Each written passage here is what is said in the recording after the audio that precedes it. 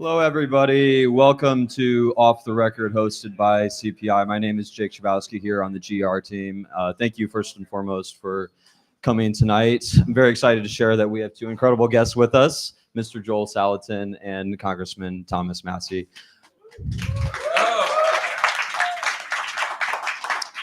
Congressman Massie represents Kentucky's 4th District, and in his time away from Congress, he likes to hang out on his self-sufficient, off-the-grid homestead where he produces a lot of incredible food products. So without further ado, please, let's give him a warm welcome. Thank you. So I have the great honor of introducing tonight the Pope of Food Freedom. That's what I call him. And to stay ecumenical, I'm going to call his farm the Mecca of food freedom. I just found out tonight he's been doing this for over 50 years.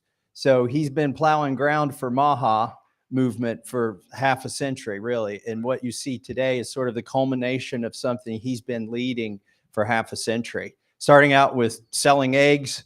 He had chickens as a kid and took them to town and sold them. But that's where he started learning about government, I think, and how they get in the way of trying to basically market your products and whatnot on a farm. So 20 years ago, before I ever thought about getting into politics, I bought the farm that my wife grew up on and started looking at how you could make money on a small farm. And I ended up with his book called Everything I Want to Do is Illegal. It's not a book about THC or marijuana. It's about farming. And fast forward, Rand Paul is running for Senate in Kentucky. I'm standing with Rand. I'm going to all these rallies. And so I thought if this guy becomes senator, he needs to know about Joel Salatin and the alternate way of doing regenerative farming, for instance. So I found Rand at a fundraiser, and instead of handing him Joel's book, Everything I Want to Do is Illegal, I gave it to Rand's wife, Kelly. And she ended up reading it to him as they crisscrossed Kentucky in the Senate primary in 2010. And so he learned about Joel Salatin through that book, Everything I Want to Do is Illegal. That's a title that Rand Paul cannot resist, the title of that book. I think you titled it for him, he and I. So fast forward, I run for Congress.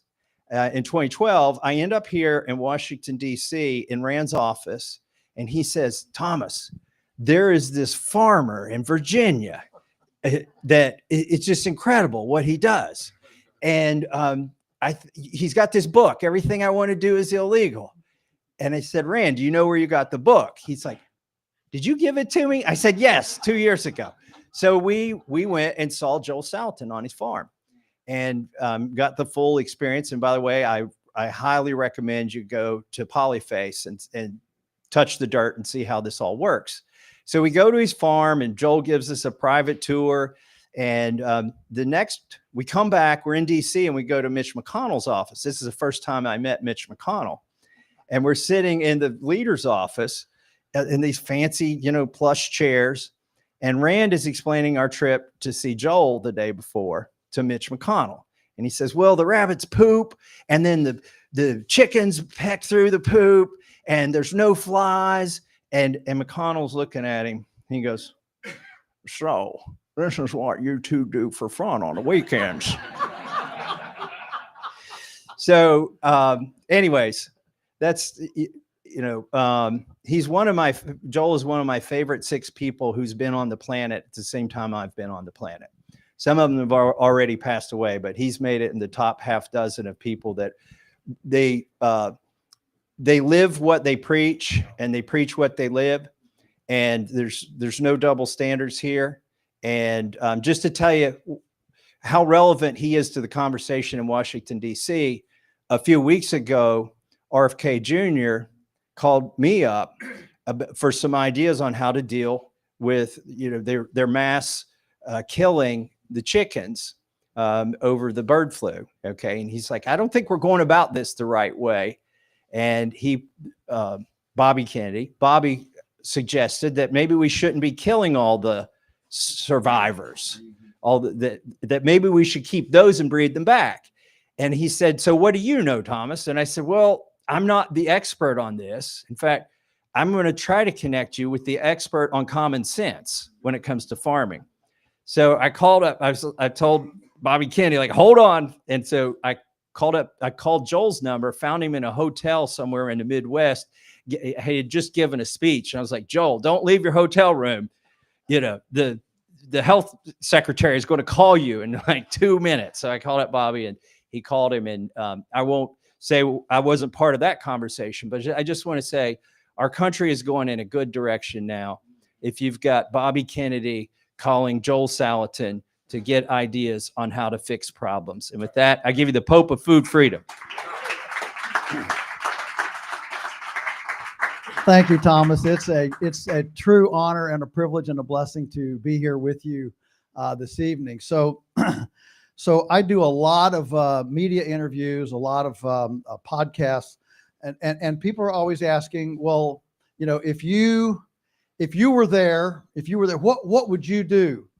And, you know, they're looking for, well, I would do this at the NRCS, and I would do this, you know, with bird flu. I would do this with the SNAP program. I would do this with, you know, all these, you know, a school lunch program. I mean, there's, you know, USDA has a whole lot of stuff.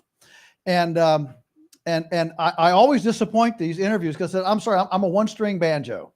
I'm a one-string banjo. I would do one thing. I would issue a food emancipation proclamation. A food emancipation proclamation. And of course they go, huh? And I can't think of anything that's more Trumpian than a food emancipation proclamation. I mean, Lincoln freed the slaves. I'm going to free the food. I mean, you know, how do you beat that? And so, of course, this always catches people off guard because they don't realize how enslaved and shackled our farmers and our food system are to a plethora of food police emanating from the federal bureaucracy that intervene in every single food transaction of our country. The hardest part of getting people to understand this is getting people to understand how little choice they have. You go to Walmart, you go to Costco, Piggly Wiggly, Kroger's, you know, whatever, Trader Joe's, and look at all the choice. But it's not much choice. Have you ever heard a recall? You know, when you see the recall, you know, they recall whatever sausage or they recall ground beef or you know, and there's 20 brands listed that came out of the same plant, out of the same pipe. They just slapped a different brand on them. There's not much choice. And so I want to just touch bases with you for a little bit because I would like the movers and shakers in DC to catch a vision for what neighbor to neighbor unregulated food commerce could look like and could do for all of us. There are several threads that are coming together here. Let me give you a couple of them. One, in the next 15 years, half of all American farmers are going to transfer their equity to someone else because the average farmer is 60 years old. So in the next 15 years, and for those of you young people, trust me, that'll go in a hurry, okay? Half of the buildings, the machinery, and the land in agriculture is going to transfer to somebody else. That has never happened in any civilization in peace. It's only happened in conquest. You know, the Huns come in and take over Rome, whatever, okay? It's never happened in, and I'm not saying we're getting ready to be conquested. Maybe we are, maybe we aren't. But I'm suggesting that if we go through this without a major catastrophe, we'll be the first civilization to ever do it. All right? That's number one. Number two is we are suffering an incredible food security, stability, and safety crisis. Our nutrition's down. 75% of what Americans eat is ultra processed, which by definition means you can't make it in your kitchen and you can't pronounce the ingredients. In 1940, America consumed 1 million pounds of carcinogenic monosodium glutamate, MSG. Today we consume 300 million pounds of MSG. That's almost a pound for every American. So we have farmers unable to make a living, unable to transfer their assets. We have people unable to get good food. And we have rural communities that are imploding due to concentration and centralization within the food system that takes all the people out of the farming and out of the food system with additional concentration and mechanization. And we saw what happened on the shelves in the supermarkets in 2020 when there was a hiccup in that food system. So I propose a food emancipation proclamation. So what is shackling? What's enslaving our food system? So let me tell you a story. So Aunt Grace is in our church. Everybody's favorite. That's why they call her Aunt Grace. She's not everybody's aunt, but everybody calls her Aunt Grace. She's a leftover hippie, from the old days. And she's, she met the Lord, and she's got this wonderful garden. She raises chickens and makes a chicken pot pie that's to die for. Every church potluck, it's the first item gone on the potluck buffet because everybody runs to Aunt Grace's pot pie.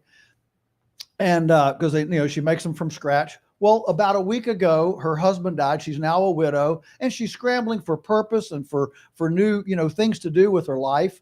Well, our family has some relatives coming next week, and they're coming for 3 days, and we're busy. We don't have time to pre-cook everything and cook the extra food that we need for them. So I go to Aunt Grace and say, Aunt Grace, look, could you make, three or four pot pies for us? We'll buy them from you. That'll give you some income. You'll get in your kitchen. You'll do what you really love to do, purpose and needful and good. And we'll buy them from you and serve them to our guests next week. There's a problem. It's illegal. It's illegal. She can't sell us a pot pie unless her kitchen is a certified commercial kitchen, and she has a certified hazardous analysis critical control point plan, and she has a business zoning license in her residential neighborhood. And are you with me? This, folks, I meet thousands of farmers around our country who are desperate to try to increase their income by getting the retail dollar by value adding and making sausage or charcuterie or butchering a cow or a chicken or a pig or making quiche or any of this kind of stuff, and it's all illegal. And so our choices are relegated to what the federal bureaucracy says with that little blue stamp. We approve of this. And so here we are in a culture that worships choice. We've got choice in the bedroom, choice in the bathroom, choice in the womb, but no choice in the kitchen. If farmers as entrepreneurs could actually sell to their neighbors, they would suddenly be able to wear those middleman hats. You know where all the money is? Middleman makes all the money. Ever heard a farmer say that? All right. If a farmer could wear those hats of processor and distributor and marketer, and so that they could get off of that scale treadmill and have to build $500,000 Tyson houses to try to stay in business, if they could do it on their smaller acreage and actually service their neighbors with food, suddenly we would be able to generate income so that the successional transfer of farm equity could happen. But here's the other big thing. So when Congressman Massey had me up to testify to the Congressional Committee on the Prime Act and on the food thing, the whole theme was about centralization and concentration in the food industry. 4 companies control 85% of the meat in America. 4 companies control 85%. Most people, it's very bipartisan to call that an oligarchy. Okay, that's not a whole lot of competition. All right. And so the liberals only have one playbook. The playbook is we got to release the Federal Trade Commission and start doing some antitrust work on there and be a bigger bully than they are. My suggestion is, let's unleash 100,000 entrepreneurial farmers on the food system to their neighborhoods, and we will chip away at that oligarchy, and we will solve the oligarchical mess, not with a bigger tyrannical federal agency, but with liberty and with freedom.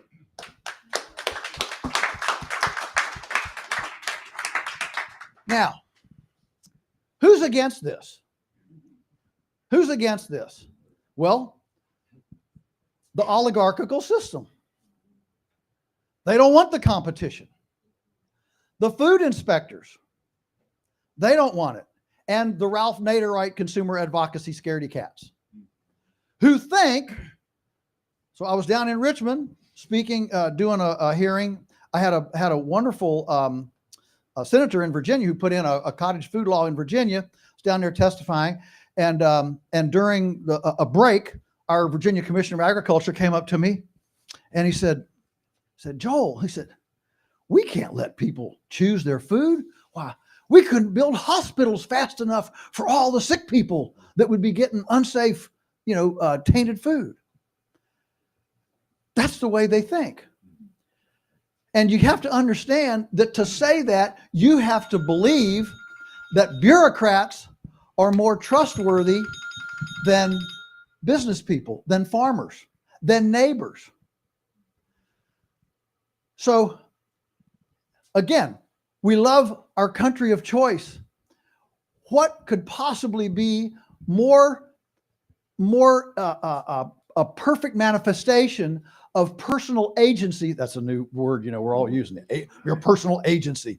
What could be more than being able, as consenting adults exercising freedom of choice, to engage in food transactions without a bureaucrat in the middle of it?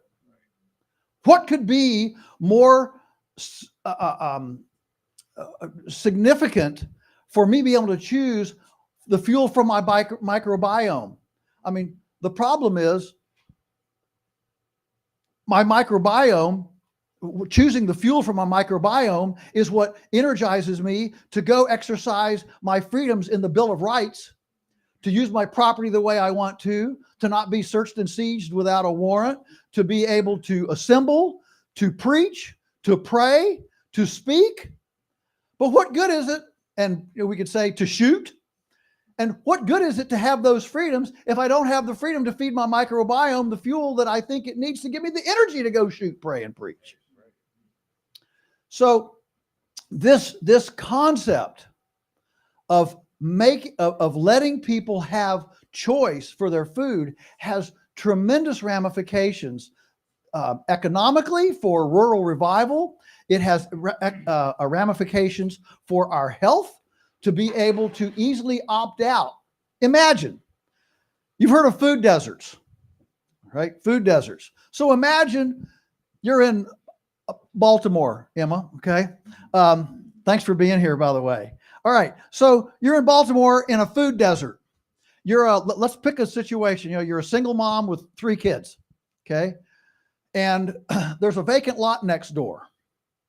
And hey, I could go grow a garden in there. So you clean it up and you start growing some vegetables, and you get some laying chickens, and you start collecting eggs, and you say, hey, we can make microwavable quiche for the folks here in the neighborhood, and sell it. So the vegetables grow, the chickens lay their eggs, and you start making quiche in your chicken with your 3 kids, and they're learning about fractions with half a cup and a quarter cup, and they're learning to measure. They're learning the beauty of a culinary, all that happens in a culinary situation. And you make your quiche, and you talk to the neighbors down in the tenement and the condominiums, and oh yeah, we would love to get that. But before the first one can go out the door, there are 6 bureaucrats standing at the door. Where's your HACCP plan? Where's your fire extinguisher? Where's your residential zoning? Oh, this is a residential building. A commercial has to have rafters that are 2 inches bigger than a house. All right, it goes on and on and on and on, okay? And suddenly, here is this enterprising single mom of 3 in a food desert that's ready to answer the call to a localized in situ solution to the problem. It's all illegal. So the ramifications that this kind of freedom would unleash on our culture, I think, are almost unspeakably positive. The benefits are unbelievable. And for anybody who says, well, what if somebody gets bad food? Well, what if somebody gets in a car with a bad Uber driver? 50 years ago, somebody said, people are going to get in a car all over the world with people that don't have taxi cabs, that don't have a chauffeur's license, don't have a special inspection on their car. And they're going to say, take me down to the Ritz-Carlton. What? No, you do that with taxis. You do that with chauffeur services. You do that. What's made that possible? Uberization. Uberizing has made real-time accountability on both the passenger and the driver. So 500 years ago, the butcher, baker, and candlestick maker were embedded in a village community. They went to church with people. They played games with people. People knew who the charlatans, the frauds, the dirty ones, the clean ones. They knew who the artisans and the craft and the trustworthy ones were. But as we industrialized our food system through the 1900s and into 2000s, what happened was we segregated. The butcher, baker, and candlestick maker got industrially sized and got pushed out of the village and surrounded by razor wire and guard towers, and people started getting scared. What's going on behind that fence? What happens when people get scared about an economic sector? They start asking for government intervention to protect them from the mis, mal, or nonfeasance of what's behind the opaque wall. But here we come up into the 2000s, and we've got an internet. We've got Uberization all across the economy. And we've got the ability for people to real-time audit what they buy, both consumer and seller. And so now the butcher, the baker, and the candlestick maker can be re-embedded in a voice bigger than the village, a global voice that's been democratized by the Uberization of commerce. And since food and agriculture were the last to join the industrial age, they will be the last to exit. And it's time for us to speed up that exit and enable farmers to access their neighbors. I'm not saying export it to Sri Lanka or put it at Walmart. I'm saying one-to-one relationships. Okay, there should be a point in the culture where we can engage in food transactions one-on-one as consenting adults, exercising our voluntary decision-making to enable the farmer to make a living, for us to drink raw milk if we want to, and to get a pot pie from Aunt Grace. Isn't it amazing that you can feed your kid 4 cans of Coca-Cola and Fruit Loops for breakfast, but 1 teaspoon of raw milk is deadly? That's what happens when you give the government the authority to decide risk. See, every other hazardous substance in our culture, take prescription drugs, methamphetamine, fentanyl, okay? The umbrella of and I don't want to get into an argument about I'm a libertarian. I don't think any of it should be illegal. It should all be fine. But by the same token, the government shouldn't be involved in health, period. Health is my issue. It's not the government's issue. And as soon as you make health the government's issue, then every health decision I make, every food decision I make, every recreational decision I make has an economic interest that bears on you, and that's unfair. So I'm just giving you my purified credentials here, bona fides, all right? But I don't want to get into a debate about that. What I want to point out is that in these other areas, hazardous things, it's illegal to sell it without a license, buy it, use it, give it to your kids. It's a blanket umbrella. This is a hazardous thing. But in food, it's only illegal to sell it. You can buy it. You can feed it to your kids. I can give it away. I just can't sell it. So if it's really dangerous and really hazardous,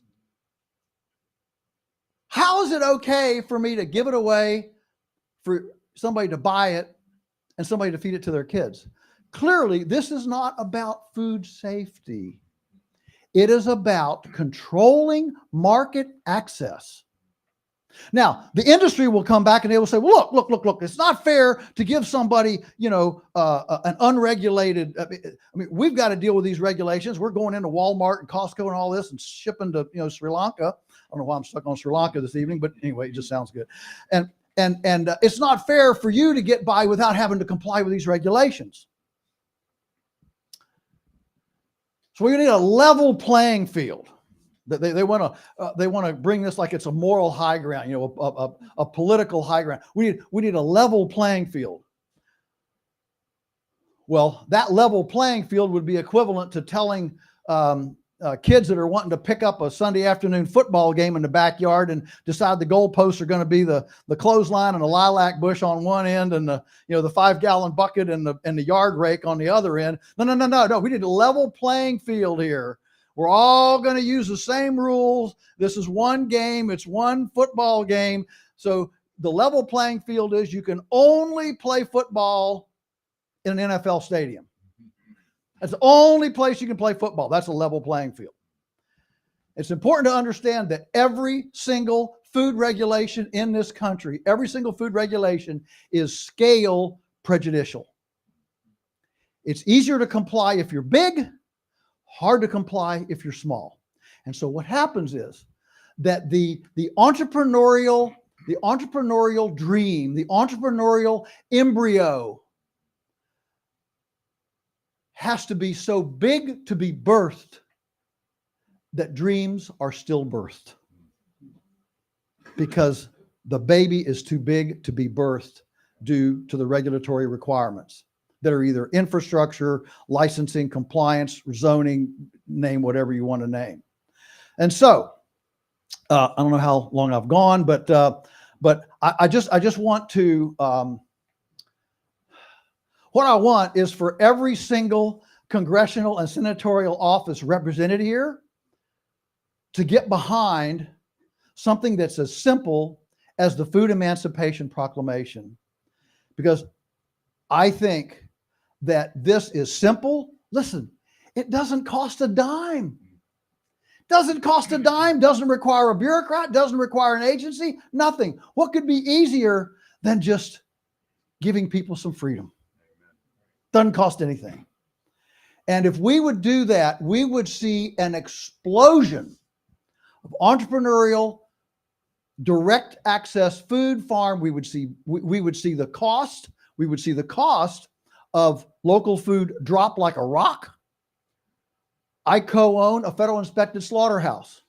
I can tell you that 30% of our processing costs are embedded in federal inspection compliance. This is why Thomas Massey's Prime Act is so valuable. I mean, I'm going farther than the Prime Act in this idea here, but it's hard to believe the costs embedded in these scale prejudicial things. And so if we could engage in the food system, we would have more safety, more security, and more stability in the food system. Local food would drop like a rock. People could afford it more, and farmers could meet the consumer halfway with the retail dollar and compete with Walmart and compete with Costco, because at a relational marketing transaction, the relationship creates every bit of protection that a federal bureaucrat sitting in an office in DC checking boxes can possibly provide. A much better secure system.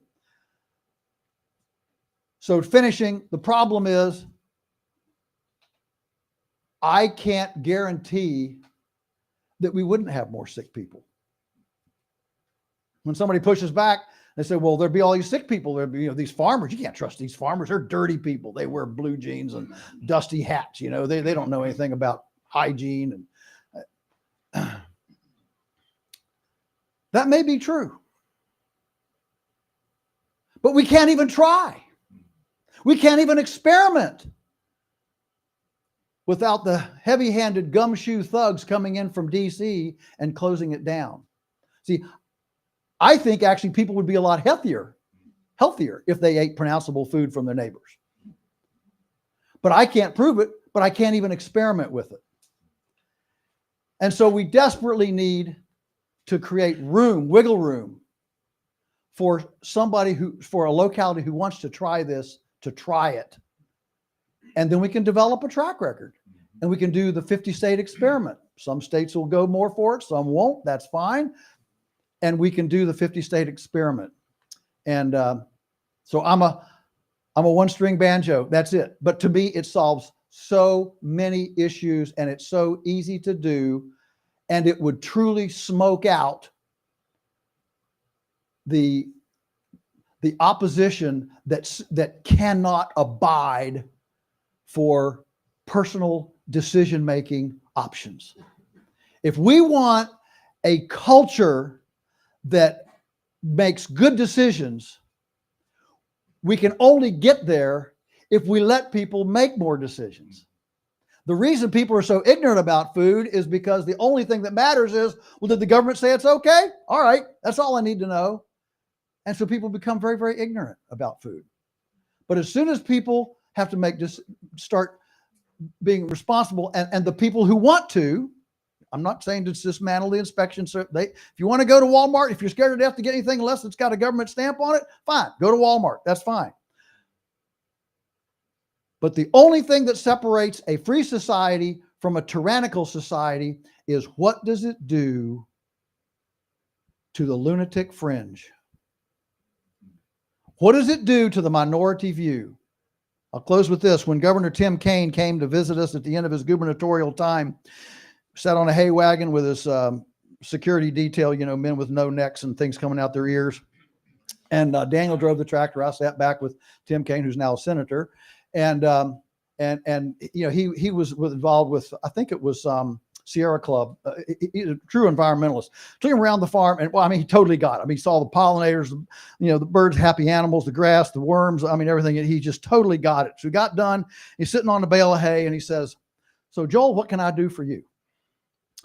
I said, "Governor," I said, "your responsibility is the responsibility of every single other elected official in this country, and that is to make sure that the minority view, the minority option, does not get stifled by the majority.